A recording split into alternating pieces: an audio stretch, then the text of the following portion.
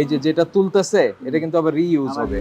ঈদকে সামনে রেখে দেশের বিভিন্ন স্থানে বিখ্যাত ব্র্যান্ডের নকল ও অস্বাস্থ্যকর সেমাই তৈরি শুরু হয়ে গিয়েছে।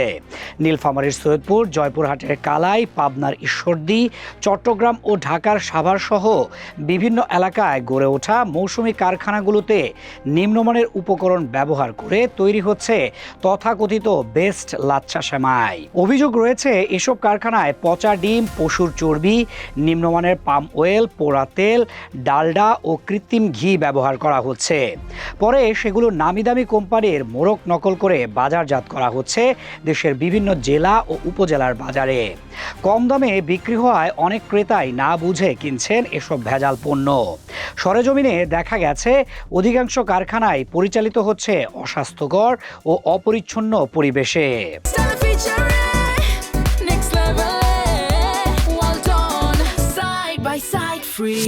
কোথাও খোলা মেঝেতে শুকানো হচ্ছে সেমাই, কোথাও আবার ধুলাবালির মধ্যেই শ্রমিকরা কাজ করছেন কোনো ধরনের স্বাস্থ্য সুরক্ষা ছাড়াই। প্রথমে নিম্নমানের ময়দার সঙ্গে পানি ও অতিরিক্ত ডালডা মিশিয়ে বড় খামির তৈরি করা হয়। এরপর সেই খামিরকে বারবার টেনে সরু সুতার মতো বানানো হয় যাতে দেখতে আসল লাচ্ছা সেমাইয়ের মতো লাগে। পরে কুণ্ডলি পাকিয়ে সেগুলো নিম্নমানের তেলে ভাজা হয়। এছাড়া সেমাইকে বেশি মচমচে ও আকর্ষণীয় দেখাতে কিছু কারখানায় কাপড়ের রং ও ক্ষতিকর রাসায়নিকও ব্যবহার করা হচ্ছে।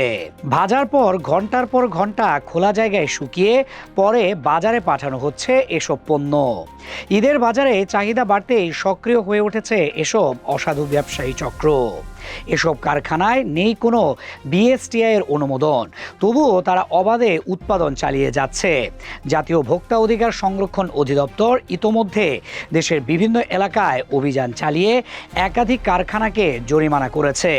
তাই শুধু মোড়কের চকচকে লোগো দেখে বিশ্বাস করলে চলবে না। ঈদের আনন্দের খাবার কিনতে গিয়ে মানুষ যদি অজান্তে বিষ কিনে বাড়ি ফেরে, তাহলে সেই উৎসবের আনন্দই এক সময় ভয়ঙ্কর বিপদে পরিণত হতে পারে।